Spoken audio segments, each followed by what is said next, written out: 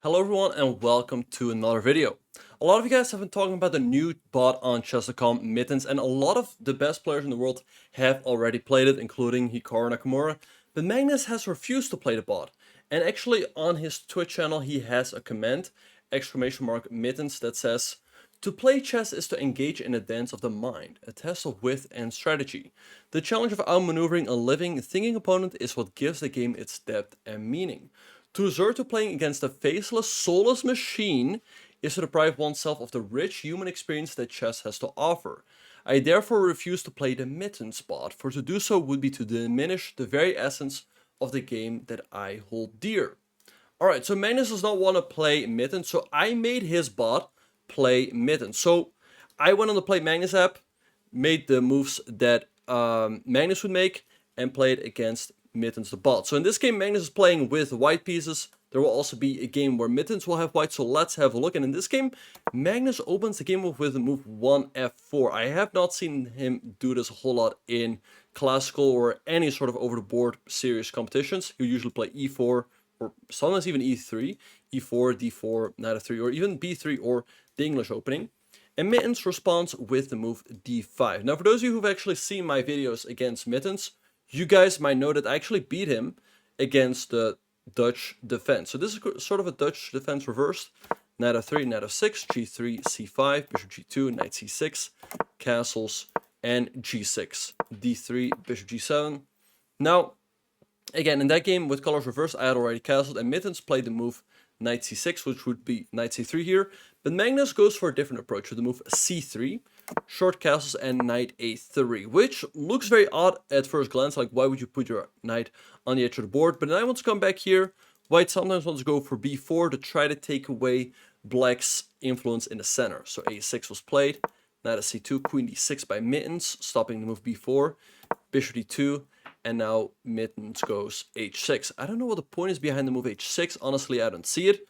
Magnus played rook b1, bishop d7. The game starts off pretty slow. b4, b6, a4 by Magnus, rook fd8. And here the move rook b2.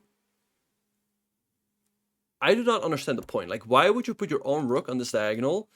And I don't even see a plan. Like, queen b1. Anyway, Mittens goes bishop b6, b5, takes, knight a5, and knight e5. At least Magnus now has the knight here. Now Mittens goes knight d7, knight f3, knight f6, knight e5. And Magnus is saying, like, okay, I'm fine with a draw. Mittens could have just played knight d7 here, repeat the decision, repeat the position. But Mittens wants to fight. It played rook ac8, rook b1 for Magnus, and now knight e8, attacking the knight in the middle of the board. Magnus goes queen e1, queen c7, and again, rook b2. What the point of this move is beyond me, to be honest. I have no idea. Rook a8. And Magnus goes bishop f3. He wants to go g4 is my guess. Queen h4 and go for some sort of attack on the king side. And Mittens finally decides to take. Which looks a little bit odd, because after Magnus takes his pawn on h6 is hanging. But he follows it up with the move g5.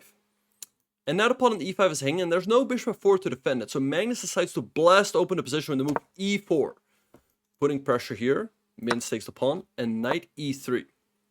So he's not a full pawn now, but black's king has weakened a little bit.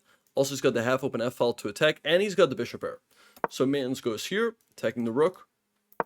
Rook f2, takes. And here, Magnus' position doesn't look all that bad. I mean, the bishop was pretty active. Again, black's king is a little bit exposed. And after Mittens plays the move rook a7, Magnus goes for the move g4. And all of a sudden, this bishop on h3 is kind of trapped. So Mittens goes knight f6, putting pressure on the bishop, and attacking the pawn on g4. And Magnus goes rook f3, attacking the bishop over here, which is now kind of trapped. So Mittens takes on g4, Magnus takes here, removing the defender, and he gets two minor pieces for the rook, which is generally good. Mittens does have two pawns though, so technically speaking, one could argue that Mittens has a material advantage, because a rook is 5 points, and 2 pawns is 7, and 2 minor pieces is 2 times 3, which is 6. This is not only a chess lesson, but also a math lesson. There you go. That being said, very often the minor pieces are better than the rooks. And also here, because black's king is kind of exposed, because he's pushed up those pawns. So queen e6, hitting the knight. Queen g3. Now black should not play the move f5 here, which looks good because it creates a fork with white can take. And if you take, then white has this fork with the knight and wins the game. Alright, so Mittens decided to sidestep with king f8, bishop b1. Nice move by Magnus, he wants to slide his rook over. The engine, however, does not seem to like it. Knight b3 by Mittens. He wants to bring his rook into the game, and Magnus goes, boom! Knight takes h6, because if you take, well, you leave the knight on b3 hanging. But Mittens decided to take anyway. Magnus took the knight. Rook a1 by Mittens. So Magnus still has, the two bishops against the rooks, which is generally an advantage. But Magnus's rooks get pretty active here. So Magnus went rook b2. So his rook could defend along the second rank. Queen h5 by Mittens. A very sneaky move, making sure that Magnus cannot go rook e2. Rook d2 therefore, and rook d6. Another very good move. He's activating the other rook this way. King g2, rook f6. Magnus goes h3, rook f4 by Mittens. He's really using his rooks to the maximum power. Sorry about that. Queen e3 by Magnus, a nice move. He wants to go bishop g3 perhaps, attacking the bishop. Queen h6, bishop d5, stepping the bishop out of the way. And Mittens goes rook f5, c4, and queen f6. He's lining up the queen and the rook on the f-file, but it's very difficult to really create threats with these two pieces. And Magnus goes rook e2. And with this move, he's lining up his queen and rook on the e-file. Maybe a move like bishop c3 potentially down the line, sacking the bishop to take here. Mittens goes here, and Magnus just decides to step to the side with king h2, e6, and bishop c6. And again, Mittens has not really created a threat yet. If Magnus can somehow activate his bishops, he should be in good shape, but it's not easy right now. Queen d8 was played, attacking the pawn on d3, so bishop b4, rook f1, and Magnus goes h4, trying to blast open the h-file so he can get access to the black king. f5 played by Mittens, hitting the bishop, and now Magnus steps back. Mittens gives a check and says, meow, that looks like a check. Bishop g3 played by Magnus, blocking the check and attacking the queen. f4, creating a fork, but Magnus does not care. He takes an f1, because if you take the queen, well, you leave your own queen hanging. So Mittens just recaptures. Or, no, he takes here, never mind, with a check. So Magnus takes, and we get into this endgame, where for the moment Magnus is up, or he can be up a pawn if he takes here or here, but there's not too many pawns on the board. So if Mittens can maybe, take here, he might be able to solve a draw, to save the draw. But Magnus calculated very accurately here. He went rook takes c6, Mittens took, recaptured, and rook d1 by Mittens. So it feels like, okay, if Mittens can take, then he can go rook d4 afterwards, give a check, take here. And with one pawn, this is generally not enough to win. If the black king can make it over in time, that's the big question. Magnus takes, and now, again, how are you going to defend your pawn on c4? There's no way. Magnus finds king g5, rook d4, and king f6. Because if you take, there will be a checkmate, because the king is standing on the opposite side of the other king. So Mittens gives a check. So that's a king e6 he can take. However, now the king has moved over closer to the queen side, and black's king is misplayed. If the king would be on c7 or d8, this would be a draw. But now it's quite hopeless. Magnus gives a check, goes rook c8, rook c1 with Mittens, and he gives a check and start pushing a pawn. Now, to be honest, here I felt like his technique was not the best. What I personally would have done here is I would have gone king c6, take here, and then later promote the b pawn. And Magnus went for something else. He gave a check, king e5, and now maybe king c7 still wins. Actually, yeah, king c7 does win because you go rook b6, but Magnus went for this move, which is also winning, but we get into a queen versus rook endgame, which is winning, but it requires quite a bit of technique. So Mittens went up. Now the big question is, can Magnus win his endgame? Check, king here. He brought his king back. Check, king back. Check, queen down, and he brings his queen back, and he slowly but surely keeps bringing his own king closer to the black king and keeps pushing it to the edge of the board. Rook c8, check. Mittens says, I'm a tiger and you are in the jungle I call eternity. Well, I guess Magnus had other ideas. I guess he was pretty sure he was going to win the game and just finish Mittens off here, but okay. King c1, queen a5, rook c2, and king d3. And what Magnus does so well with these moves like queen a5 is he's making sure that Mittens cannot check him. And also, Mittens always has to be careful that he doesn't hang the rook. Like king c2 would run into queen f5, for example, and you lose the rook. So he goes rook c2, king d3, king b1. But objectively, this is lost. And it's lost because white wants to get into the position. Again, like queen e1, very good move, because there's no check over here. But the position Magnus wants is this one. Because in this position, black is in Zugzwang. Wherever you move the rook, you're gonna lose it somehow to a series of queen checks and then a double attack. You also can move the king here, because this is gonna come. So this is a known position, and it's Zugzwang. So rook h2 was played, but now king made check, check, check. You cannot block with the rook because of checkmate, very pretty. And after the move king b1, Magnus gave a check, and he collected the rook on h2. So here takes, now very pretty, queen a2 and queen a6 checkmate. And Mittens yelled, "What? How? You cheat, I mean, meow." But Magnus takes the lead in this match. He wins the first game with the white piece after 91 moves. So now let's see, can Mittens come back in this match? Mittens was playing with white pieces and opened the next game up with the move d4. And Magnus responded with the move g6, e4, and knight f6. Known as the, I think it's called the Nordic sea defense, but this opening is pretty bush-like. It's quite risky, and white's generally considered to be better here. The best move for white is to go e5, and after knight h5, something like bishop e2 or knight f3.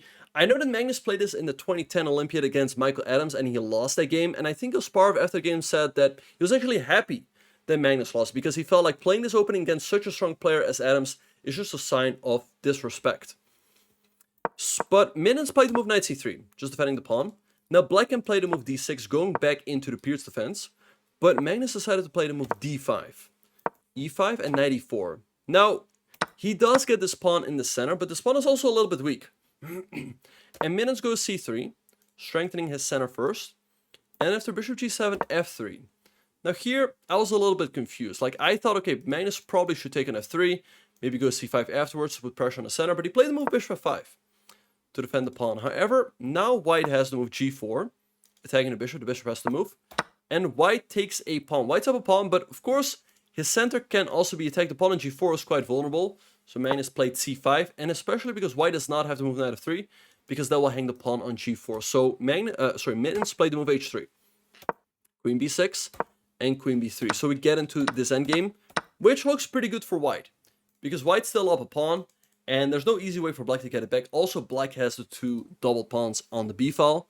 Magnus went h5, g5, knight c6, knight f3, short castles, king f2, and knight a5. With this move, perhaps he wants to go knight b3. So everything looking pretty good for Mittens. He goes bishop f4, b5, bishop b2, rook fc8, rook ac1, b4. And here, I was a little bit surprised by what Mittens did. I thought that, maybe bishop d2 first to attack this pawn, or trade and go rook to c1. But Mittens decides to take and go bishop c2. But by doing this, he's giving black the c file. However, Magnus is forced to go knight c6, blocking his own rook. And even though things look pretty good, after rook a8, rook a1, it's not that clear how white is going to make progress. Because the pawn cannot move to d5, because the pawn on e5 will always hang. White has to make sure not to hang the pawn on g2, on h3. And yeah, so what is white going to do exactly, right? So the players started shuffling back and forth. Bishop f4, bishop, king f8, bishop f4, b6, bishop d2. Perhaps here, Mittens should have played the move d5, but she didn't. Bishop d2, king e8, bishop e3, rook a4, bishop d1, rook a5, bishop e2, rook a4. Mittens, of course, does not want to repeat because she's up a pawn and has a good position. Rook a8, but the players, again, kept shuffling back and forth. So I was wondering, like, okay, is there a way to make progress? But right around here, as Mittens was not sure what to do, Magnus went for the move b3. And I'm really not sure that this is a good move, because the pawn on b3 can easily turn into a weakness. White can, of course, not take, because that will hang the rook. So Mittens goes a3, knight b4, and rook d1. So in case that black takes, we can recapture. Magnus played knight c2, putting pressure on the bishop. Mittens just steps back. And after rook a4, rook d2, it actually looks completely lost, because you're just going to lose the second pawn. And on top of that, your bishop on g7 is actually kind of dead. It's just blocked in by all of white's pawns. It's not making its way back into the game very easily. Magnus played b5, but Mittens just took. Magnus tried to create some counterplay with b4, but now rook c4. Very accurate move, hitting the pawn and forcing the rook trade. Mittens is up 2 pawns. If Magnus can somehow magically exchange this bishop for the knight, there might be drawing chances because the opposite color bishops, but that's very unrealistic. Magnus played king e8, d5, bishop d1, and bishop d4 by Mittens. Good move defending this pawn. And again, this bishop is kind of dead. Like, how's black going to bring it back? Bishop f8, king f4. Because if you play e6, white can just play d6. And again, it's just buried alive. Magnus play bishop a4, knight d2, king d7, and knight c4. The knight swing around, and it's making it possible for the a-pawn to push. King d8, knight b6, bishop b5, and e6. Again, now the bishop is controlling the g7 square.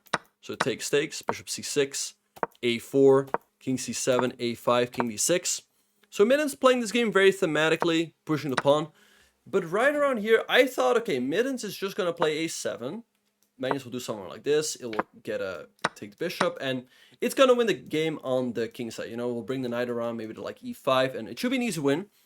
But in this position, with Magnus, you know, about to resign, Mittens decided to dance on its grave. It's like, you know, winning a game of Fortnite, or like losing, like when you've lost a game of Fortnite, right? You see the winner's POV, and then they're like dancing on you, like doing a little dance. And that's what Mittens did here. Mittens played knight c4, bishop a8, bishop h8. What the frick? It just wants to go knight e5 and take here, and make sure that black does not have bishop g7. It's actually a very effective way of winning the game. King of 7, he gave a check, took another pawn, e6. Now, I think any grandmaster in a real game would have just simplified the position at some point by trading the knight for the bishop. Yes, this leads to an opposite color bishop endgame, but it's completely lost for black because the two pawns are so far split. You can, let's say, go like bishop f6, e5, king here, and sooner or later black has to give up another pawn. So bishop e5, bishop c5. Magnus is of course completely lost, but Mittens is somehow keeping him in the game a little bit. Not really though. He takes a pawn, a7, king of 4. Now he maneuvers the knight back, and h4. Takes, bishop b8, bishop d4. Mittens is up a piece, it has 2 passed pawns, so it's completely over. Bishop a4, knight f4, bishop b8. Takes, check here, and knight f4. Magnus actually resigned. Quite a classy move if you ask me. Most of these bots just play until checkmate. So Mittens levels up the score. So the question really becomes how strong is this bot? Mittens made 2 draws with Hikaru. It plays 1-1 as well against Magnus. So I'd guess somewhere around like 2850, like 2900, at least 2800. I don't know. But let me know what you guys think in the comments. It was definitely very cool to see Mittens play against the Magnus bot. And I look forward to seeing you all in the next video.